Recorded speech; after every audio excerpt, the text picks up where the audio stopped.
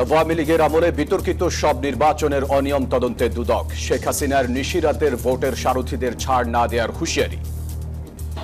একাদশ জাতীয় সংসদ নির্বাচনে ক্ষমতার অপব্যবহার, অপরাধমূলক অসদাচরণ, জালিয়াতি, দিনের ভোট রাতে করা এবং আর্থিক লেনদেনের মাধ্যমে সংসদ সদস্য নির্বাচনের অভিযোগের বিষয়ে অনুসন্ধানের সিদ্ধান্ত গৃহীত হয়েছে।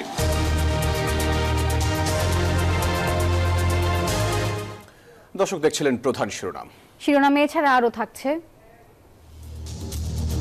জুলাই ফাউন্ডেশনের আচরণ নিয়ে নাগরিক কমিটির উদ্বেগ, পদ ছাড়লেন সার্জিস, গণহত্যার বিচার চলবে ট্রাইব্যুনালেই, রিট খারিজ। ওয়ার ক্রাইমস সংক্রান্ত যে আইন 1973 সালের ক্রাইমস ট্রাইব্যুনাল অ্যাক্ট, এটাকে একটা ব্ল্যাঙ্কেট প্রোটেকশন দেওয়া হয়েছে যে এই আইনের ব্যাপারে কোনো সাংবিধানিক আদালতে কোনো প্রশ্নই তোলা যাবে না। নির্বাচন ঘিরে রাজনীতিতে বাড়ছে ইসলামী দলগুলোর কদর। জামায়াত চরমনায় সখ্যতার পরের দিনই বিএনপির সাথে খেলাফত। বোমা আতঙ্কে ঢাকায় তড়িঘড়ি নামলো ফ্লাইট, তল্লাশিতে মেলেনি কিছুই। রাজধানী কারওয়ান বাজার ও শাহবাগে আলাদা দাবিতে বিক্ষোভ। আমাদের এই যে 6 লাখ 7 লাখ টাকা ঋণের বোঝা মাথা নিয়ে আছে 8 মাস ধরে ঘুরতাছি। আমাদের একটাই দাবি, আমরা মালয়েশিয়া যেতে চাই। আট পণ্যের সরছে ভ্যাট, ব্র্যান্ড ছাড়া অন্য পোশাকেও থাকছে না অতিরিক্ত কর। মূল্যস্ফীতির চাপে থাকা মানুষ স্বস্তি পাবে বলছেন অর্থনীতিবিদ। জন্মসূত্রে নাগরিকত্ব বাতিলে ট্রাম্পের সিদ্ধান্তে সমালোচনার ঝড়। আদেশের বিরুদ্ধে 24 অঙ্গরাজ্য শহরে মামলা, উদ্বিগ্ন অভিবাসীরা। এবং অনূর্ধ্ব 19 নারী টি-20 বিশ্বকাপে স্কটল্যান্ডকে উড়িয়ে সুপার 6-এ বাংলাদেশ। 4 উইকেট নিয়ে ম্যাচ সেরা আনিসা।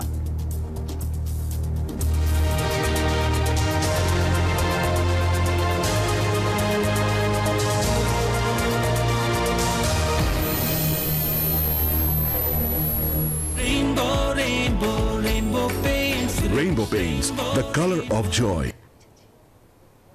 দর্শক স্বাগত নিউজ 24 সংবাদে, আপনাদের সঙ্গে আছি আমি নাফিসা হক এবং আমি ফয়সাল মাহমুদ। দর্শক দেখছিলেন অন্যান্য শিরোনামগুলো। শব্দের আরেক নাম, একদম ইউনিক স্ট্রাকচারাল ডিজাইনের কসমিক ডো। এর ওয়াল থিকনেস ও রিপ থিকনেস বেশি থাকায় থেকে 50 বছরেরও বেশি। কসমিক ডো, নিশ্চিন্তে 50 বছর। জানিয়ে দিব বিস্তারিত। শেখ হাসিনার নিশিরাতের নির্বাচনের অনিয়ম খুঁজতে এবারে মাঠে নামছে দুর্নীতি দমন কমিশন দুদক। বুধবার কমিশনের এই সিদ্ধান্তের কথা সাংবাদিকদের জানান দুদক মহাপরিচালক। জানান, অভিযোগ অনুসন্ধানের জন্য 5 সদস্যের টিম গঠন করা হয়েছে। তারা অভিযোগের বিষয়ে প্রতিবেদন দাখিল করবে। জড়িতরা কেউ ছাড় পাবে না, হুঁশিয়ারি সংস্থাটির। 2014 এর নির্বাচন থেকে সরে আসে তৎকালীন সর্ববৃহৎ বিরোধী দল বিএনপি ও জামায়াতে ইসলামী। ফলে অর্ধেকের বেশি আসনে নির্বাচনের প্রয়োজন হয়নি। বিনা প্রতিদ্বন্দ্বিতায় নির্বাচিত হয় 154 জন প্রার্থী। 2018 সালের নির্বাচনের মাধ্যমে টানা তৃতীয়বার ক্ষমতায় আসে আওয়ামী লীগ। তবে এই নির্বাচন নিয়েও আছে প্রশ্ন আর বিতর্ক। 14 নির্বাচন বয়কট করলেও এই নির্বাচনে অংশ নেয় সকল রাজনৈতিক দল। বিএনপি আর তাদের জোট প্রার্থীরা অভিযোগ করে, ভোটের আগের রাতেই সিল মারা হয় ব্যালট পেপারে। 2024 সালেও আওয়ামী লীগ একদলীয় নির্বাচনে টানা চতুর্থবার ক্ষমতায় আসে। এবার 2018 এর ভোট চুরি আর জালিয়াতির নির্বাচন নিয়ে বুধবার নির্বাচন সংশ্লিষ্ট সকলের বিরুদ্ধে অভিযোগের কথা জানালেন দুদক মহাপরিচালক। 2018 সনে একাদশ জাতীয় সংসদ নির্বাচনে ক্ষমতার অপব্যবহার, অপরাধমূলক অসদাচরণ, সংসদ সদস্য নির্বাচনের প্রক্রিয়ার সাথে নির্বাচন কমিশনের সংশ্লিষ্ট কর্মকর্তা, পুলিশ, র্যাব, অন্যান্য আইনশৃঙ্খলা বাহিনীর সদস্য সহ সংশ্লিষ্ট সকলের বিরুদ্ধে অনুসন্ধানের সিদ্ধান্ত গৃহীত হয়েছে। দুদক মহাপরিচালক আরো বলেন, অভিযোগ অনুসন্ধানের জন্য 5 সদস্যের টিম গঠন করা হয়েছে। তারা অভিযোগের বিষয়ে প্রতিবেদন দাখিল করবে। আমরা এই সংক্রান্তে এটা অনুসন্ধান দল গঠন করা হয়েছে। অনুসন্ধান দল এখানে অগ্রাধিকার ভিত্তিতে অভিযোগের গুরুত্ব অনুযায়ী কাজগুলো করবেন। এদিকে সাবেক স্থানীয় সরকার ও পল্লী উন্নয়ন মন্ত্রী তাজুল ইসলাম ও তার স্ত্রীর বিরুদ্ধে দুর্নীতির দায়ে মামলা করেছে দুদক। মামলা হয়েছে বগুড়া কর অঞ্চলের অতিরিক্ত কর কমিশনার কাজী আবু মাহমুদ ফয়সাল ও তার পরিবারের কয়েকজন সদস্যের বিরুদ্ধে। শাহরিয়ার শমিক, নিউজ 24, ঢাকা। এই যে আমার ব্যাংক আরএফএল গ্যাস স্টোভ, এর সায়েন্টিফিক নজল আর ব্রাশ বার্নার তাপকে সমানভাবে ছড়িয়ে খরচ বাঁচায় 25%। আরএফএল গ্যাস স্টোভ নিরাপদ ও গ্যাস সাশ্রয়ী। এসোচার ফুড গ্রেড স্টেইনলেস স্টিলে তৈরি, যা নিশ্চিত করে জংবিহীন সিঙ্কের আজীবন নিশ্চয়তা।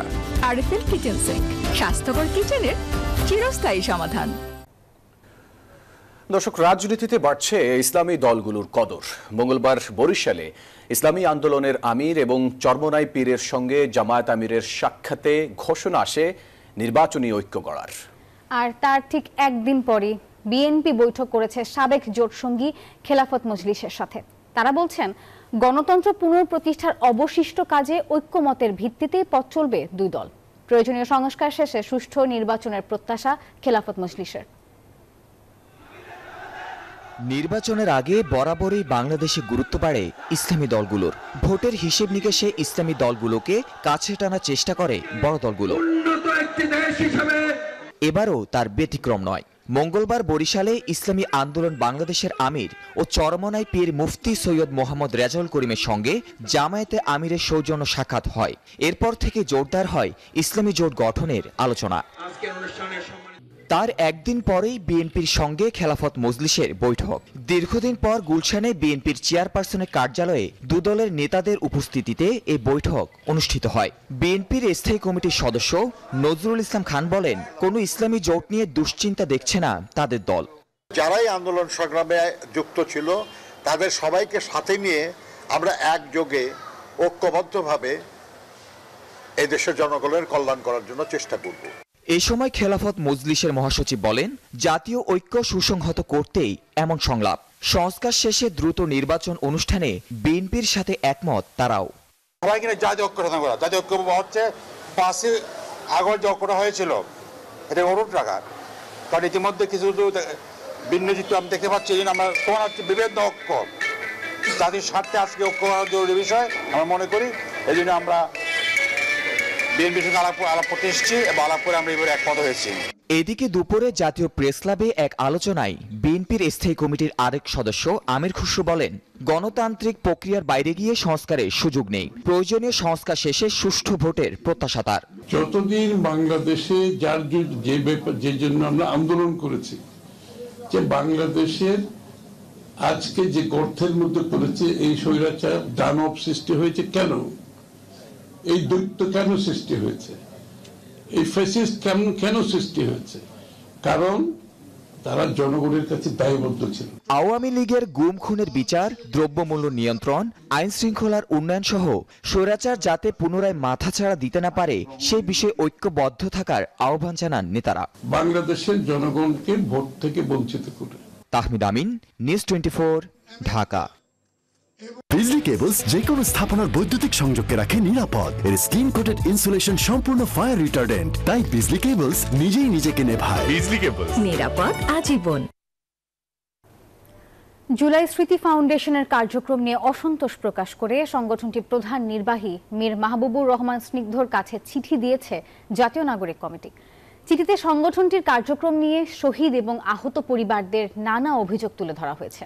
এদিকে জুলাই স্মৃতি ফাউন্ডেশন থেকে সরে দাঁড়িয়েছেন সংগঠনের সাধারণ সম্পাদক সার্জিস আলম। জানিয়ে শুরু হয়েছে নানা আলোচনা। তবে জাতীয় নাগরিক কমিটির মুখপাত্র সামান্তা শারমিন জানান, সাংগঠনিক কাজে আরও বেশি সময় দিতেই পদত্যাগ করেছেন সার্জিস। মাজহারুল ইসলামের রিপোর্টে বিস্তারিত দেখে আসব। জুলাই বিপ্লবে নিহত আহত পরিবারদের সহায়তায় গেল বছরের 10 সেপ্টেম্বর গঠন করা হয় জুলাই স্মৃতি ফাউন্ডেশন, যার সভাপতি হন প্রধান উপদেষ্টা ডক্টর মোহাম্মদ ইউনূস এবং প্রধান নির্বাহী কর্মকর্তা হিসেবে দায়িত্ব পান আন্দোলনে নিহত মুগ্ধের ভাই মীর মাহবুবুর রহমান স্নিগ্ধ। সরকারের দেয়া 100 কোটি টাকা নিয়ে যাত্রা শুরু করে ফাউন্ডেশনটি। দায়িত্ব নেওয়ার 4 মাসের মাথায় হঠাৎ করে বুধবার নিজের ভেরিফাইড ফেসবুক পেজে জুলাই স্মৃতি ফাউন্ডেশনের পদ থেকে পদত্যাগের ঘোষণা দেন সার্জিস আলম। জানিয়ে ইতিমধ্যেই নানা আলোচনার জন্ম দিয়েছে। সার্জিসের পদত্যাগের দিনই সংগঠনটির কার্যক্রম নিয়ে নানা অভিযোগ এনে প্রধান নির্বাহী কর্মকর্তা মীর স্নিগ্ধর কাছে চিঠি লিখেছে জাতীয় নাগরিক কমিটি। এ বিষয়ে জাতীয় নাগরিক কমিটির মুখপাত্র সামান্তা শারমিন নিউজ 24-কে জানান, যে প্রত্যাশা নিয়ে জুলাই ফাউন্ডেশন গঠিত হয়েছিল তা পূরণে ব্যর্থ হয়েছে ফাউন্ডেশনটি। সমালোচনা বা তাদেরকে চেক পয়েন্টে রাখা এটা আমাদের একটা গুরুত্বপূর্ণ কাজ। সেই জায়গা থেকে আমরা আমাদের পক্ষ থেকে আমাদের কাছে শহীদ এবং আহত পরিবারের অনেকেই আসেন, যোগাযোগ করেন, তাদের সাথে নিয়মিত আমাদের কথাবার্তা হয় এবং তাদের মানসিক, শারীরিক এবং সেই সাথে পারিবারিক এই ফাউন্ডেশন কেন্দ্রিক জটিলতা সম্পর্কে আমরা ওয়াকিবহাল থাকার চেষ্টা করি। তাদের কাছ থেকে যেই সমস্যাগুলো আমরা শুনেছি, তারা যে সমস্যার সম্মুখীন হয়েছেন, সেই বিষয়গুলো নিয়ে আমরা সিদ্ধান্ত নিয়েছি যে আমরা আমাদের পক্ষ থেকে অ্যাড্রেস করব। আর সার্জিস আলমের পদত্যাগের বিষয়ে মুখপাত্র জানান, তার পদত্যাগের সাথে চিঠির কোনো সম্পর্ক নেই। সাংগঠনিক প্রয়োজনীয়তার ভিত্তিতে উনি সিদ্ধান্ত নিয়েছেন, যেটা জুলাই স্মৃতি ফাউন্ডেশনের যে সাধারণ সম্পাদক পদ সেটা উনি আপাতত ত্যাগ করছেন। জাতীয় রাজনীতিতে আরো বেশি সময় দিতেই সার্জিস আলম জুলাই ফাউন্ডেশন থেকে পদত্যাগ করেছেন বলেও দাবি তার। মাজহারুল ইসলাম, নিউজ 24, ঢাকা। জুলাই আগস্টে সংগঠিত গণহত্যার বিচার আন্তর্জাতিক অপরাধ ট্রাইব্যুনালে করার এখতিয়ার চ্যালেঞ্জ করে সাবেক সেনা কর্মকর্তা জিয়াউল আহসানের করা আবেদন খারিজ করে দিয়েছেন ট্রাইব্যুনাল। বুধবার আন্তর্জাতিক অপরাধ ট্রাইব্যুনালের চেয়ারম্যান বিচারপতি মোহাম্মদ গোলাম মর্তুজা মজুমদারের নেতৃত্বে 3 সদস্যের ট্রাইব্যুনাল এই আদেশ দেন। ফলে আন্তর্জাতিক অপরাধ ট্রাইব্যুনালে এই বিচার কার্যক্রম চলতে কোনো বাধা নেই বলে জানিয়েছেন চিফ প্রসিকিউটর তাজুল ইসলাম। জুলাই আগস্টে ছাত্র জনতার অভ্যুত্থানে সংঘটিত অপরাধের বিচার আন্তর্জাতিক অপরাধ ট্রাইব্যুনালে চলমান থাকার এখতিয়ার চ্যালেঞ্জ করে ট্রাইব্যুনালে পিটিশন দায়ের করেন সাবেক সেনা কর্মকর্তা জিয়াউল আহসান। শুনানি শেষে বুধবার পিটিশন খারিজ করে দেন বিচারপতি মোহাম্মদ গোলাম মর্তুজা মজুমদারের নেতৃত্বাধীন 3 সদস্যের tribunal. Crimes against humanity, war crimes সংক্রান্ত যে আইন 1973 সালের ক্রাইমস ট্রাইব্যুনাল অ্যাক্ট, এটাকে একটা ব্ল্যাঙ্কেট প্রোটেকশন দেওয়া হয়েছে যে এই আইনের ব্যাপারে কোনো সাংবিধানিক আদালতে কোনো প্রশ্নই তোলা যাবে না। খারিজের মাধ্যমে তো বিচার যথারীতি এবং তদন্ত যথারীতি চলবে এবং তদন্তের পরে তার বিরুদ্ধে যে ধরনের রিপোর্ট আসবে তার ভিত্তিতে যা যদি ফর্মাল চার্জ দাখিল করার মতো এভিডেন্স থাকে তাহলে ফর্মাল চার্জ দাখিল হবে এবং আনুষ্ঠানিক বিচার প্রক্রিয়া এখানে চলতে থাকবে। জুলাই গণহত্যার বিচার কাজ প্রভাবিত করতে বিদেশে থেকে শেখ হাসিনার উস্কানিমূলক বক্তব্যের বিষয়ে ট্রাইব্যুনাল অবগত আছে বলেও জানান চিফ প্রসিকিউটর। আসামি শেখ হাসিনা এই মামলার প্রক্রিয়া, এই মামলার সাথে জড়িত ব্যক্তি এবং সাক্ষীদের ব্যাপারে উস্কানিমূলক এবং ঘৃণাসূচক বক্তব্য রেখে চলেছেন, যেটা এই মামলার তদন্তকে প্রভাবিত করতে পারে এবং এর মাধ্যমে তিনি এই বিচারটাকে বানচাল করার জন্য একটা অপচেষ্টায় লিপ্ত আছেন, যেটা আমাদের নজরে এসেছে। এ সময় স্বৈরাচারী হাসিনার বক্তব্য প্রচারের বিষয়ে দায়িত্বশীল আচরণ করতে গণমাধ্যমকেও তৎপর থাকার অনুরোধ করেন তিনি। আমরা এই ন্যায় বিচার প্রক্রিয়াটাকে সুরক্ষিত রাখার জন্য এই ব্যাপারে আপনাদের সবারই দায়িত্বশীল ভূমিকা আশা করছি। মাহমুদুল হাসান, নিউজ 24, ঢাকা। অবশেষে শ্বাসরুদ্ধ করা এক পরিস্থিতির অবসান হলো। চরম উদ্বেগ, উৎকণ্ঠার মাঝে ফিরল স্বস্তি। জরুরি অবতরণের প্রায় 7 ঘন্টা জানা গেল কোনো বোমা ছিল না বাংলাদেশ এয়ারলাইন্সের BG356 নাম্বার ফ্লাইটে। সকালে অচেনা এক নাম্বার থেকে বিমানে বোমা রয়েছে বলে ফোন আসার পর জরুরি অবতরণ করানো হয় বিমানটিকে, আর এর ক্রুকে নামিয়ে তল্লাশি চালানো হয়। স্বরাষ্ট্র উপদেষ্টার দাবি, বোমার খবর মিথ্যা। বুধবার সকাল বিমানবন্দরে হঠাৎই ফোন আসে, বোমা রয়েছে ইতালির রোম থেকে আসা বিমান বাংলাদেশ এয়ারলাইন্সের BG356 নম্বর ফ্লাইটে। চারদিকে আতঙ্ক ছড়িয়ে পড়ে, উদ্বেগ উৎকণ্ঠায় যাত্রীর স্বজন, সহকর্মীরা। তাৎক্ষণিক ব্যবস্থা নেয় বিমানবন্দর কর্তৃপক্ষ।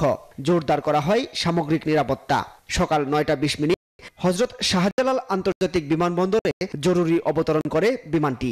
এরপরই ফ্লাইটের 250 জন যাত্রী ও 13 জন ক্রুকে নিরাপদে নামিয়ে আনা হয়, করা হয় তল্লাশি।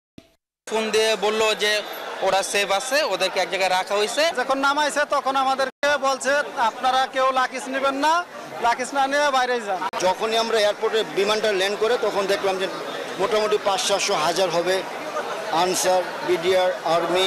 তো ওইখান থেকে আমাদের ইমিগ্রেশন না পার করে এক রুমে রাখা হয়েছে। খবর পেয়ে র্যাব, পুলিশের পাশাপাশি আসে সেনাবাহিনীর সদস্যরাও। বোমা ডিসপোজাল ইউনিট নিয়ে তল্লাশি চালানো হয় পুরো বিমানে। চরম শঙ্কার মাঝে আসার কথা জানান বেপিচক চেয়ারম্যান। আমরা A to Z thoroughly check করে এক্সরে করে স্ক্যানিং করে দেখেছি। এর ভিতরে বললাম যে 2টাকে আমরা সন্দেহজনক পেয়েছিলাম স্ক্যানিংয়ে, ওটা আবার থরো চেক করে বের করে সবকিছু দেখা হচ্ছে, ইট ইজ ওকে, আলহামদুলিল্লাহ তেমন কোনো কিছু ছিল না। পাকিস্তানি হোয়াটসঅ্যাপ নাম্বার থেকে এ তথ্য দেয়া হয়েছে জানিয়ে অবস্থান, ব্যক্তি ও উদ্দেশ্য জানতে আইন শৃঙ্খলা বাহিনী কাজ করছে বলেও জানান তিনি। আমাদের যত গোয়েন্দা সংস্থা আছে সবার কাছে কিন্তু ইনফরমেশন চলে যায়, তারা কিন্তু তাদের নিজস্ব চ্যানেলে কিন্তু সমস্ত ইনভেস্টিগেশনগুলো অন করেছে এবং এই ইনভেস্টিগেশনগুলো চলমান থাকবে। তবে স্বরাষ্ট্র উপদেষ্টা বলেছেন, বিমানে বোমা থাকার তথ্য ভিত্তিহীন, জড়িতদের বিরুদ্ধে নেওয়া হবে আইনি ব্যবস্থা। এটা তো দেখেন একটা মিথ্যা সংবাদ, কোনো কিছুই তো হয় নাই, ওটা একটা মিথ্যা সংবাদের ভিত্তিতে শনাক্ত করার চেষ্টা করা হচ্ছে এবং শনাক্ত করলে তাদের আইনের আওতায় আনা হবে। এই ঘটনায় কোনো ফ্লাইট শিডিউলে রদবদল হয়নি। বলা যায় দুপুরের পর থেকেই স্বাভাবিক ছিল বিমানবন্দরের সব কার্যক্রম। মাসুদ সুমন, নিউজ 24, ঢাকা। কলিং ভিসায় মালয়েশিয়ায় যাওয়ার দাবিতে রাজধানীতে ফের বিক্ষোভ করেছে ভুক্তভোগী শ্রমিকরা। কারওয়ান বাজারে পুলিশি বাধায় সড়ক ছেড়ে পরে তারা যান স্কার্টনে প্রবাসী কল্যাণ মন্ত্রণালয় ভবনের সামনে। প্রবাসী কল্যাণ সচিব বলছেন, আগামী এপ্রিলের মধ্যে শ্রমিক পাঠানোর প্রক্রিয়া শুরু হবে। কলিং ভিসায় মালয়েশিয়ায় যাওয়ার ডাক পেয়ে প্রায় 1 বছরেও দেশটিতে যেতে পারেনি 18,000 শ্রমিক। বিমানবন্দর থেকে চোখের জলে ফেরত আসা এসব মানুষ ফের নামলেন রাজপথে। 4 দফা দাবিতে বুধবার সকালে রাজধানীর কারওয়ান বাজার সার্ক ফোয়ারা চত্বরে অবস্থান নেন তারা। এতে পুরো এলাকায় যানজট সৃষ্টি হয়। পুলিশ তাদের সড়ক থেকে তুলে দিলে তৈরি হয় হট্টগোল। আমাদের এই যে 6 লাখ 7 লাখ টাকা ঋণের বোঝা মাথা নিয়ে আছে 8 মাস ধরে ঘুরতাছি। 1 সপ্তাহের ভিতরে সকল সমস্যার সমাধান করবে, কিন্তু তারা এই সমস্যার সমাধান না করে পরের সপ্তাহ আমাদেরকে ডেকে নিয়ে আমাদের কাছে আরো 3-4 মাস সময় চাচ্ছে। আমাদের একটাই দাবি, আমরা মালয়েশিয়া যেতে চাই। দাবি দেওয়া নিয়ে বেলা 11টার দিকে তারা স্কার্টনে প্রবাসী কল্যাণ ভবনের সামনে অবস্থান নেন। ওনারা বর্তমানে মালয়েশিয়ান গভর্নমেন্টের সাথে ভিডিও কনফারেন্সের মধ্যে একটা সিদ্ধান্ত উপনীত হবে, তখন সেই মেসেজটা 2 ঘন্টা পরে আমাদেরকে জানাবে। ওই মেসেজটা দেওয়ার পরে আমরা বুঝতে পারবো যে আমাদের ভাগ্যে কি আছে। পরে প্রবাসী কল্যাণ সচিব জানান, মালয়েশিয়ায় সরকারের ধীরগতির কারণে শ্রমিকদের পাঠাতে দেরি হচ্ছে। আগামী এপ্রিলের মধ্যে প্রথম ধাপে শ্রমিক পাঠানোর প্রক্রিয়া শুরু হবে। এটা ফেব্রুয়ারিতেই আশা করছি আমরা মডালিটিটা ঠিক করতে পারবো। আশা করি মার্চ এপ্রিল নাগাদ আমার মনে হয় যে আমরা ব্রেক থ্রু করতে পারবো। গত বছরের অক্টোবরে মালয়েশিয়ার প্রধানমন্ত্রী আনোয়ার ইব্রাহিম বাংলাদেশ সফরে এসে অপেক্ষামান শ্রমিকদের মালয়েশিয়ায় নেওয়ার আশ্বাস দিলেও তা এখনো আলোর মুখ দেখেনি। আব্দুল্লাহ মামুন, নিউজ 24, ঢাকা। একটা বিরতির সময় হলো, সাথেই থাকুন।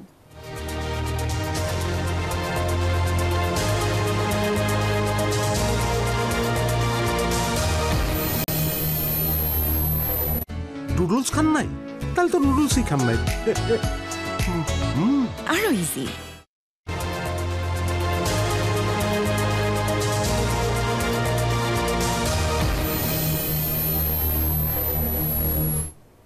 স্বাগত আরো একবার। দেখছেন নিউজ 24 সংবাদ। দর্শক, সুইজারল্যান্ডে চলছে বিশ্ব অর্থনৈতিক ফোরামের সম্মেলন। দ্বিতীয় দিনের সংলাপে অংশগ্রহণ ছাড়াও 4 দেশের সাথে আলাদা সাইডলাইন বৈঠক করেছেন প্রধান উপদেষ্টা। ডাভোসে রয়েছেন আমাদের সহকর্মী মারুফা রহমান। আমরা এই মুহূর্তে সরাসরি যুক্তি হচ্ছি মারুফার সাথে। মারুফা, তীব্র শীতে আশা করছি সুস্থ আছেন। জানতে চাচ্ছিলাম, আজ দ্বিতীয় দিনের সংলাপ ছাড়াও প্রধান উপদেষ্টা 4টি সাইডলাইন বৈঠক করেছেন। এর পাশাপাশি সম্মেলনের দ্বিতীয় দিনে প্রধান উপদেষ্টার কর্মসূচিতে আর কি কি ছিল জানাবেন। নাফিজ, আপনাকে ধন্যবাদ। আমি সুস্থ আছি। ডাভোসের তাপমাত্রা আপনি জানেন একবারে -10 এখন তাপমাত্রা। তো প্রধান উপদেষ্টার কর্মসূচি নিয়ে যদি আপনাকে বলি, আজকে বেশ কয়েকটি সাইডলাইন বৈঠক তিনি করেছে। তার মধ্যে 4টি এজেন্ডা ধরে আমি আপনাকে তথ্য দিতে পারি। সেটি হচ্ছে বাংলাদেশ, নেপাল, ভারত এবং ভুটান, এই 4 দেশ মিলে একটি নতুন ইকোনমিক ফোরাম গঠনের জন্য বিশ্ব দরবারে ওয়ার্ল্ড ইকোনমিক ফোরামে যারা গ্লোবাল লিডার এসেছে সেখানে একটি প্রস্তাব দিয়েছেন বাংলাদেশের অন্তর্বর্তী সরকারের প্রধান উপদেষ্টা ডক্টর মোহাম্মদ ইউনূস, এবং এটি বাস্তবায়ন হলে এটি সবার জন্য একটি নতুন সম্পর্কের দুয়ার খুলে দেবে গ্লোবাল নেটওয়ার্কের এবং ইকোনমির। সেই সাথে নেপাল যে হাইড্রোলিক পাওয়ার বিক্রি করতে চায় এবং বাংলাদেশ সেটি কিনতে চায় এমন কথা তিনি বলেছেন। সেক্ষেত্রে এই নতুন যে ইকোনমিক ফোরামের প্রস্তাবনা তিনি দিয়েছেন সেটি বাস্তবায়ন হলে সেটি উভয় দেশের জন্যই উপকারী হবে বা লাভজনক হবে বলে তিনি বলেছেন। এছাড়া শীর্ষ 20 অর্থ পাচারকারীকে চিহ্নিত করেছে, টার্গেট করেছে অন্তর্বর্তীকালীন সরকার। এই শীর্ষ 20 অর্থ পাচারকারীকে দেশে ফিরিয়ে আনা কিংবা তাদের যে পাচারকৃত অর্থ সেই অর্থ দেশে ফিরিয়ে আনার জন্য আজকে জার্মানির চ্যান্সেলর সহ প্রভাবশালী দেশগুলোর কাছে আহ্বান জানিয়েছেন এবং সহযোগিতা চেয়েছেন বাংলাদেশের অন্তর্বর্তীকালীন সরকারের প্রধান উপদেষ্টা ডক্টর মোহাম্মদ ইউনূস। এবং সেই সাথে রোহিঙ্গা প্রত্যাবাসনের ইস্যুতে থাইল্যান্ডের প্রধানমন্ত্রীর সহযোগিতা চেয়েছেন তিনি।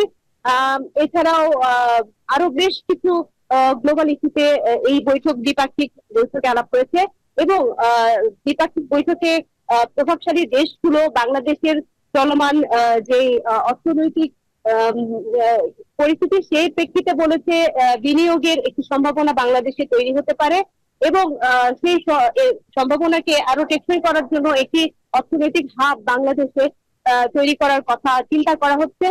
সেজন্য বিডাকে আহ্বান জানানো হয়েছে ওয়ান স্টপ সার্ভিসের জন্য, যে সার্ভিসে বিশ্বের সব যারা বিনিয়োগকারীরা আছে তারা যেন একসাথে নিতে সকল ব্যবসায় বিনিয়োগের সকল সুবিধা পায়।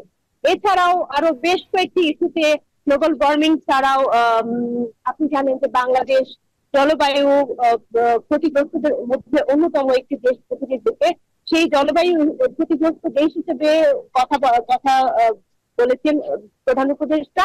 এবং সেই সাথে লৈঙ্গিক সমতা অর্থাৎ জেন্ডার ইস্যুতে কথা বলা হয়েছে এই দ্বিপাক্ষিক বৈঠকগুলোতে এবং বাংলাদেশে যেন গণতন্ত্র সমুন্নত থাকে সেই বিষয়ে আশ্বাস জানিয়েছেন। মারুফা, আপনাকে ধন্যবাদ আমাদের সঙ্গে যুক্ত হওয়ার জন্য। অনেক দিন থেকে আমার ইচ্ছা ছিল যে গিটার শিখবো। আমি যেহেতু স্টুডেন্ট, একবারে এতগুলো টাকাও ম্যানেজ করা সম্ভব হবে না। জানতে পারলাম বাবার মাধ্যমে যে বিকাশে সেভিংস করা যায়। এটা সবথেকে ভালো লাগে যে কম অ্যামাউন্ট দিয়ে করা যায়। ক্যাশ আউট করতে গেলে কোনো চার্জ লাগে না। বিকাশ অ্যাপে ডিপিএস টাকা জমায় সারা দেশ। সরকারি চাকরিতে পদ সৃষ্টি ও স্বীকৃতির দাবিতে রাজধানীর শাহবাগে দিনভর সড়ক অবরোধ করে বিক্ষোভ করেছে মেডিকেল ইনস্টিটিউটের শিক্ষার্থীরা। দাবি না মানলে সচিবালয় ঘেরাও সহ কঠোর কর্মসূচি দেওয়ার হুঁশিয়ারি দেন আন্দোলনকারীরা। আর এদিকে আন্দোলনের কারণে শাহবাগ ও এর আশেপাশের এলাকায় সৃষ্টি হয়েছে তীব্র যানজট এবং যানজটে ভোগান্তিতে পড়েছেন রোগী এবং সাধারণ যাত্রীরা। স্বীকৃতি ও চাকরি নিশ্চিতকরণের দাবিতে বুধবার বেলা 11:30টার দিকে শাহবাগ রাস্তা অবরোধ করে ম্যাটসের শিক্ষার্থীরা। এতে যোগ দেয় দেশের 11টি সরকারি ও বিভিন্ন বেসরকারি মেডিকেল ইনস্টিটিউটের শিক্ষার্থীরা। সড়কে অবস্থান নিয়ে দাবিতে স্লোগান দিতে থাকে তারা। 3 মাস ধরে আমরা তাদের প্রত্যেকের কাছে গেছি, বিভিন্ন রেজুলেশনের মাধ্যমে তাদের কাছে পাঠাইছি, স্বাস্থ্য অধিদপ্তর, উপজেলা জেলা প্রশাসকের মাধ্যমে সবকার মাধ্যমে আমরা তাদের কাছে পৌঁছাইছি। তারা কিছু করতেছে না আমাদেরকে। আমরা কেন রাজপথে থাকবো? আমরা থাকবো প্রতিষ্ঠানে, আমরা পড়াশোনা করব। আমরা কেন রাস্তায় থাকবো? রাস্তায় কি আমাদের ঘোরার জায়গা? 4 দফা দাবি আদায় না হলে সচিবালয় ঘেরাওয়ের হুমকি দেয় আন্দোলনকারীরা। যদি আমাদের দাবি দাবাগুলো যদি তারা মেনে না নেয় তাহলে আমরা পরবর্তীতে লং মার্চের ঘোষণা দিব ঢাকামুখী। এদিকে প্রধান সড়ক অবরোধের কারণে বিপাকে পড়েন হাসপাতালে আসা রোগীরা। সড়কে তৈরি হয় দীর্ঘ যানজট। আন্দোলনের নামে সময় অসময় এভাবে সড়ক অবরোধের কারণে ক্ষোভ প্রকাশ করেন সাধারণ যাত্রীরা। যাতায়াতের সমস্যা না, সময় নষ্ট হইতেছে না, সময় মতো তো পৌঁছতে পারতেছি না। আমি তখন কাজ এটা করে শিখিয়া বসে আর এটার মধ্যে বয়াতে হইলে জাম হইলে বয়া থাকতে হইব, জাম থাকলে থাকতে হবে, বয়া না থাকলে বয়া থাকা লাগবো। এদিকে নিজেদের দাবি আদায়ের লক্ষ্যে দীর্ঘদিন ধরে ক্লাস বর্জন, ধর্মঘট ও অবস্থান কর্মসূচি পালন করে আসছে ম্যাট শিক্ষার্থীরা। বদরুল আলম শাওন, নিউজ 24, ঢাকা। আমি এই চেয়ারে বসবো না। বাচ্চু ভাই, এই চেয়ারকে ভয় পেও না। ডেন্টিস্টের পরামর্শে নাও নতুন কোলগেট অ্যাক্টিভ সোল, যা দাঁতের সমস্যা শুরু হওয়া মাত্রই থামিয়ে দেয়। না থাকবে ব্যথা, না থাকবে ভয়। বিরতি নিচ্ছি, ফিরছি আরো খবর নিয়ে, সাথে থাকুন।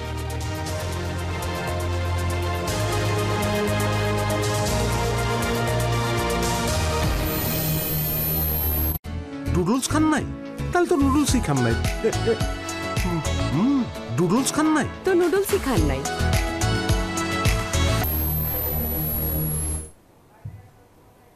বিরতির পর আবার স্বাগত সংবাদে। এবারে জানিয়ে দেব অর্থ বাণিজ্য সংবাদ।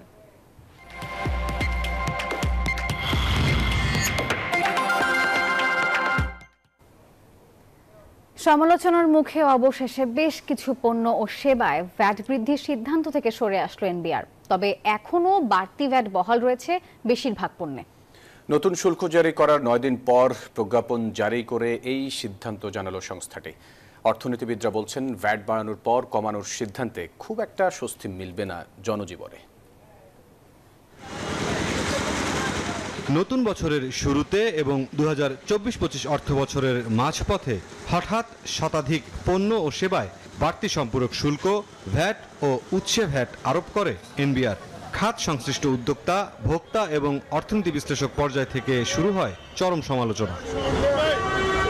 9 জানুয়ারি কর আদায়ের নতুন সিদ্ধান্ত জানানোর পর গেল 9 দিনে একের পর এক নিজেদের অবস্থান থেকে সরে আসতে শুরু করে এনবিআর। সে ধারাবাহিকতায় এবার জীবন রক্ষাকারী পণ্য ঔষধে পূর্বের ভ্যাট বহাল রাখছে সংস্থাটি। নিত্য প্রয়োজনীয় মোবাইল যোগাযোগে বর্ধিত সম্পূরক শুল্ক এবং ব্রডব্যান্ড ইন্টারনেটে আরোপিত সম্পূরক শুল্ক সম্পূর্ণ প্রত্যাহার করা হয়েছে। এছাড়া 3 স্টার, 4 স্টার এবং 5 স্টার হোটেল ব্যতীত অন্য সকল রেস্তোরাঁয় অতিরিক্ত আরোপিত ভ্যাট সম্পূর্ণরূপে প্রত্যাহার করা হয়েছে। একই সিদ্ধান্ত মোটর গাড়ির গ্যারেজ ও ওয়ার্কশপের ব্যাপারেও। Non AC hotel, Mishtanna Bhandar ও নিজস্ব ব্র্যান্ডের তৈরি পোশাক বিপণনের ক্ষেত্রে সেবার ভ্যাটের হার 15% হতে হ্রাস করে 10% নির্ধারণ করা হয়েছে। রেস্টুরেন্ট সেবার ক্ষেত্রে যে 5% ভিএটি প্রযোজ্য ছিল সেটিকে বাড়িয়ে 15% ভিএটি আরোপ করা হয়। পরবর্তী সময়ে সরকার কর্তৃক এই সিদ্ধান্ত কিছুটা পরিবর্তন করে পুনরায় 5%-এ ফিরিয়ে নেওয়ার জন্য সিদ্ধান্ত দিয়েছে। উদ্যোক্তা ও গ্রাহকরা মনে করেন, সার্বিক কর নীতিতে বিভিন্ন ধাপ বাদ দিয়ে একটি সুস্পষ্ট পরিকল্পনা বদলে দিতে পারে সরকারের রাজস্ব আদায়ের চিত্র। এই সেবা মূল্যকে যদি আমরা ব্রেকডাউন করি তাহলে এর মধ্যে দেখব যে অর্ধেকের বেশি মূল্যই কিন্তু আমরা সরকারকে বিভিন্ন প্রকারের কর, ভ্যাট বা অন্যান্য সাবসিডি হিসাবে বা স্পেশাল ডিউটিজ হিসাবে আমরা কিন্তু পে অফ করছি। মাঝখানে যে লেয়ার অনুযায়ী যে ভ্যাট গুলি আছে এই সমস্তগুলি কমাতে হবে। আমরা একবারই ভ্যাট দিব, সেটা হচ্ছে কখন আমরা যখন সেবা গ্রহণ করব গ্রাহকরা, তার জন্য আমরা ভ্যাট দিতে পারি। এদিকে এনবিআর এর এই নতুন প্রজ্ঞাপন বাজারে খুব বেশি প্রভাব ফেলবে না বলে মন্তব্য অর্থনীতিবিদদের। যে সমস্ত জায়গাতে ভ্যাট কমানো হয়েছে তো সেগুলো কিন্তু দেখা যাচ্ছে 15% থেকে 10% করা হয়েছে। মানে যেগুলো 7.5% ছিল সেগুলোতে 2.5% কিন্তু ইতিমধ্যে বেড়ে গেছে। তো এটার একটা নেতিবাচক প্রভাব আমি মনে করি যে বাজারে ইতিমধ্যে পড়েছে এবং সামনের দিনগুলোতে পড়বে। আগস্ট পরবর্তী বেশ কিছু নিত্য প্রয়োজনীয় পণ্যের ওপর নানাবিধ কর ও শুল্ক প্রত্যাহার করেছিল অন্তর্বর্তী সরকার। মুরসালিন হক জুনায়েদ, নিউজ 24, ঢাকা। এলো instant milk powder happy cow, যেমন সাশ্রয়ী তেমনি পুষ্টিগুণে ভরপুর। আর এটা নিউজিল্যান্ডের গরুর দুধ। হ্যাপি কাউ, গরুর দুধের স্বাদ সবাই পাক। বাজারে খাদ্যপণ্যের দাম নিয়ন্ত্রণে সরকার 10 লাখ টন চাল ও গম আমদানি করেছে বলে জানিয়েছেন খাদ্য উপদেষ্টা আলী ইমাম মজুমদার। বুধবার খাদ্য পরিকল্পনা ও পরিধারণ কমিটির সভা শেষে তথ্য জানান তিনি। হয়তো কতটা পড়েছে না পড়েছে সেটা দিন, কিন্তু গুদামজাত যেটা আছে করছে সেগুলো আমরা দেখি যে স্টক ভালো। আর আমাদের স্ট্র্যাটেজিটা হলো যে কন্টিনিউয়াসলি সরবরাহটা নিশ্চিত করা। আমরা এখন যেটা ইয়ে করেছি, এখন পর্যন্ত আমরা চাল এবং গম মিলিয়ে প্রায় 10 লাখ টনের মতো আমাদের আমদানির পাইপলাইন নির্ভর করবে বড়র উপরে।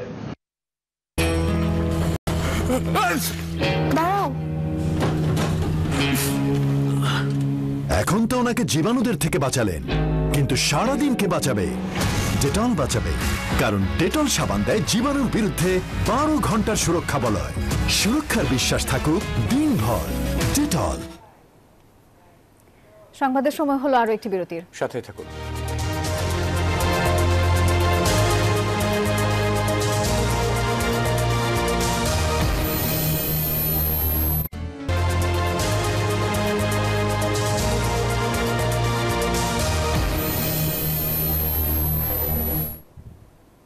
নিউজ 24 সংবাদে আরো একবার স্বাগত। এবার আন্তর্জাতিক সংবাদ।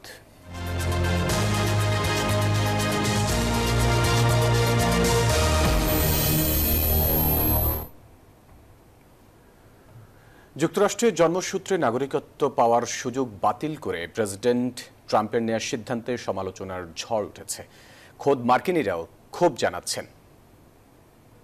এই আদেশের বিরুদ্ধে 24 অঙ্গরাজ্য ও শহরে মামলা করেছেন ডেমোক্র্যাটরা। এমন সিদ্ধান্তে উদ্বিগ্ন যুক্তরাষ্ট্রে বসবাসরত ভিনদেশিরা। চিন্তার ভাঁজ অভিবাসী বাংলাদেশিদের কপালেও। যুক্তরাষ্ট্র থেকে আরিফুর রহমানের তথ্য চিত্র দেখুন ডেস্ক রিপোর্ট। যুক্তরাষ্ট্রের প্রেসিডেন্ট হিসেবে ডোনাল্ড ট্রাম্পের প্রত্যাবর্তনে লাভ ক্ষতির হিসেব চলছে বিশ্বজুড়ে। তবে এই রিপাবলিকানের ফের হোয়াইট হাউসে প্রবেশে সবচেয়ে বেশি মাসুল গুনতে শুরু করেছেন অবৈধ অভিবাসীরা। দায়িত্ব নিয়েই জন্মসূত্রে যুক্তরাষ্ট্রের নাগরিকত্ব বাতিল থেকে শুরু করে সীমান্তে জরুরি অবস্থা জারি সহ বেশ কিছু পদক্ষেপ নিয়েছেন ট্রাম্প। অবৈধ অভিবাসীদের গ্রেপ্তারে যুক্তরাষ্ট্রের গির্জা ও স্কুলগুলোতে পুলিশি অভিযানেও সম্মতি দিয়েছেন। জন্মসূত্রে নাগরিকত্ব বাতিলের সিদ্ধান্ত নিয়ে সমালোচনা শুরু হয়েছে ব্যাপকভাবে। ডোনাল্ড ট্রাম্পের দেয়া নির্বাহী আদেশের বিরুদ্ধে চ্যালেঞ্জ জানিয়ে মামলা হয়েছে ডেমোক্র্যাট নিয়ন্ত্রিত 22টি অঙ্গরাজ্য ও 2টি শহরে। এই আইনি লড়াইয়ে শরিক হয়েছে বিভিন্ন নাগরিক অধিকার সংগঠনও। আমি মনে করি আমাদের দেশ অভিবাসীদের উপর নির্মিত এবং আমাদের জন্মগত নাগরিকত্বের কারণ হলো মানুষকে এখানে আসতে উৎসাহিত করা। যদি আমরা আমাদের দেশকে উন্নত করতে চাই তাহলে এটি সর্বোত্তম উপায়।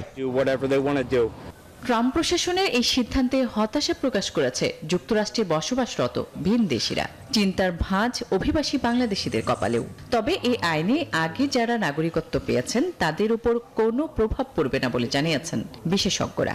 This executive order does not affect anybody that happened before yesterday. After anybody who is born in the United States, if their parents are not green card holder or citizen, their children will not be considered automatic US citizen by birth. নতুন শর্ত অনুযায়ী সন্তানের পিতামাতার মধ্যে অন্তত একজনকে যুক্তরাষ্ট্রের নাগরিক হতে হবে অথবা থাকতে হবে গ্রিন কার্ড।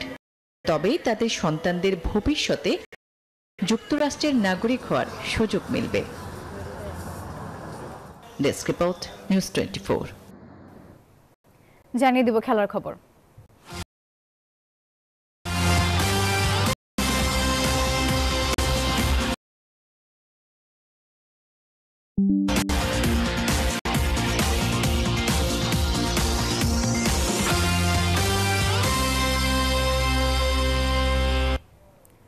অনূর্ধ্ব 19 নারী বিশ্বকাপে নিজেদের তৃতীয় ম্যাচে স্কটল্যান্ডকে 18 রানে হারিয়েছে বাংলাদেশ। 3 ম্যাচে 2 জয়ে পরবর্তী রাউন্ডের আশা বাঁচিয়ে রেখেছে বাংলার জয়িতারা।